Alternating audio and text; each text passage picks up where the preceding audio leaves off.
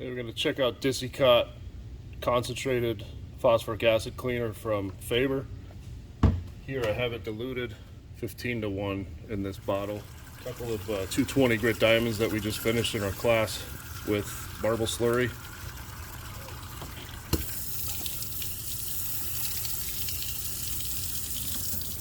Spray it down.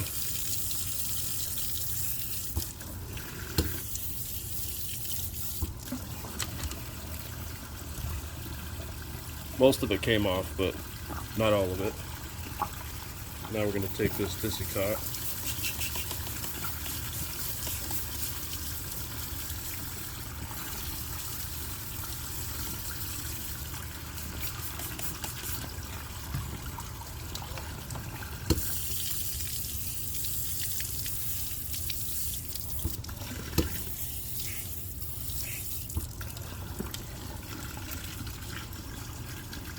Not 100%, but it's much better. One more.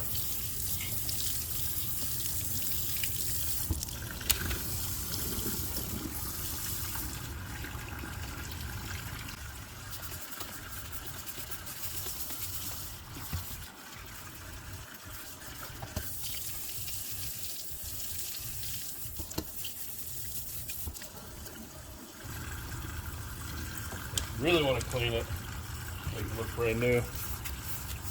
Give it a little spray. Take a brush.